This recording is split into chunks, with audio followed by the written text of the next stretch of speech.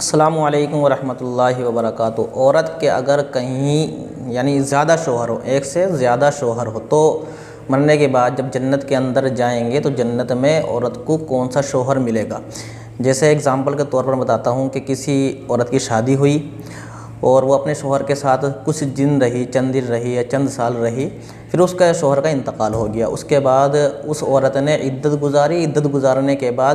کسی دوسرے آدمی سے شادی کر لی، تو جو پہلا شوہر تھا، جو پہلا مرد تھا، وہ بھی اس کا شوہر رہا، اور جس سے اب شادی کری ہے تو وہ بھی اس کا شوہر ہوا۔ پھر اسی طرح سے جب دوسرا شوہر تھا، اس سے شادی کی تھی، اس کا بھی انتقال ہو گیا۔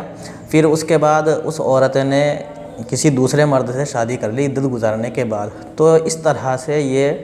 اس کے 3 شوہر ہو گئے۔ اور اسی طرح سے آدمی نے اگر کہیں شادی کی ہو، یعنی 1-2 بیوی سے شادی کر لی ہو اور ان کا بھی انتقال ہو گیا ہو، اسی طرح سے جس طرح سے میں نے یہ عورت کی مثال دی ہے، تو اب جنت میں جب جائیں گے تو ہم جنت کے اندر جب جائیں گے تو عورت کو کون سا شوہر ملے گا، کیونکہ دنیا کے اندر اس کے 3 شوہر رہ چکے ہیں، تو اب جنت کے اندر چونکہ شوہر اور بیوی ایک ساتھ رہیں گے تو جنت کے اندر عورت کو کون سا شوہر ملے گا۔ تو دیکھیے، یہ بات بتانے سے پہلے میں آپ سے ریکویسٹ کرتا ہوں، اگر آپ چینل پہ نئے ہوں تو چینل کو سبسکرائب کر دیں، ویڈیو کو لائک اور شیئر ضرور کیا کریں۔ تو اس سلسلے میں علماء نے 3 باتیں لکھی ہیں۔ سب سے پہلی بات تو یہ لکھی ہے کہ عورت کو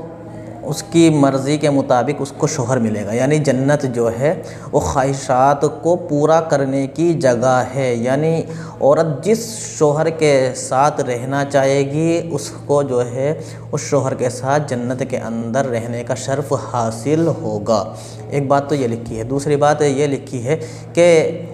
جس کے نکاح میں وہ عورت مرے گی تو اس کو اس شوہر کے ساتھ جنت میں رہنے کا شرف حاصل ہوگا۔ یہ دوسری بات لکھی ہے، یعنی جس شوہر کے نکاح میں وہ مری ہے، جس شوہر کے نکاح میں اس کا انتقال ہوا ہے، تو اس شوہر کو جو ہے اس کے ساتھ رہنے کا شرف حاصل ہوگا۔ اور تیسری بات جو ہے بہت ہی اچھی لکھی ہے، بہت ہی پیاری لکھی ہے کہ ان تینوں شوہر میں سے جو زیادہ بااخلاق شوہر ہوگا، جس کی عادت اخلاق جو ہے زیادہ عمدہ ہوں گے، زیادہ اچھے ہوں گے، تو اس کے ساتھ اس عورت کو رہنے کا شرف حاصل ہوگا۔ یہ تیسری بات جو ہے بہت ہی اچھی لکھی ہے، کیونکہ ہر